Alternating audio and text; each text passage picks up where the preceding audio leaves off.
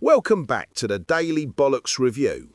Today we present our grand finale, the mathematics of sovereignty. We are detailing the financial roadmap and the burn-down timeline for total demographic extraction.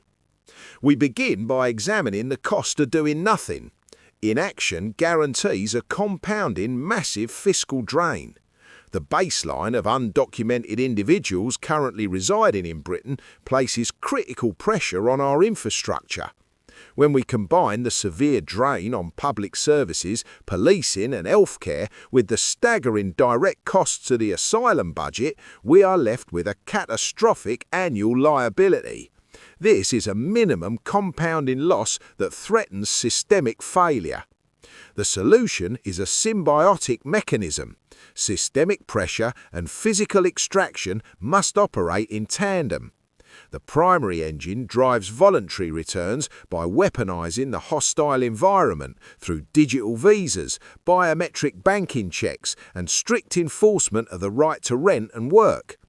The driving force for involuntary returns operates through relentless immigration raids, mass detention, and tiered aviation extraction. The force multiplier effect means that forced removals generate a massive wave of self-deportations. Operating at maximum capacity outputs a steady flow of mass removals.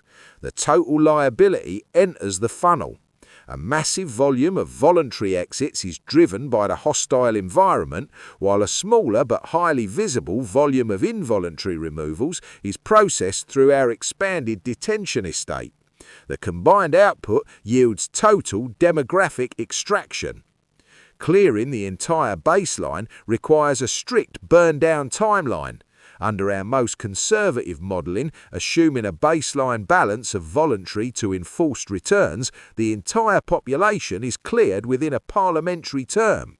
Under realistic optimisation, where the hostile environment triggers a mass exodus, the timeline shrinks significantly. And under optimal modelling, with maximum enforcement efficiency, the baseline is completely eradicated in a fraction of a parliamentary term. Fueling this operation requires a ring-fenced capital expenditure ceiling over a finite operational window. We must heavily fund immigration enforcement, finance a massive expansion of detention capacity, manage the estate and execute both enforced and voluntary returns alongside offshore processing. This represents a significant total capital expenditure.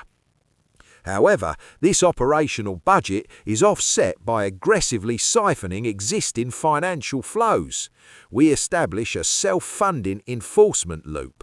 Revenue streams include applying a severe remittance and dividend tax on uncooperative origin nations, massively increasing standard visa fees for high-risk visitor nations, and entirely ring-fencing all financial penalties levied against rogue employers and landlords. The crucial calculation is the break-even horizon. Infinite compounding savings permanently overtake our finite capital expenditure. By removing the severe drain on public services and completely eradicating the asylum budget, the operation entirely pays for itself within a short window following the burn-down completion. From that point forward, the massive annual dividend compounds infinitely for the British taxpayer. This initial capital investment permanently alters the strategic baseline. We achieve total deterrence as the unprecedented extraction operation decisively deters future illegal entry because the incentive of settlement is permanently destroyed. We achieve budget eradication, removing the asylum welfare burden from future Treasury liabilities, and finally, we achieve sovereign equilibrium, relieving public services, housing and social cohesion of unquantifiable strain. The final assessment is clear. The mechanics of mass deportation are mathematically sound. The economic necessity is guaranteed. The logistics are proven. Implementation requires only the instruction to begin. Execution is simply a matter of sovereign will. Thanks for watching. Like, comment and subscribe. See you next time.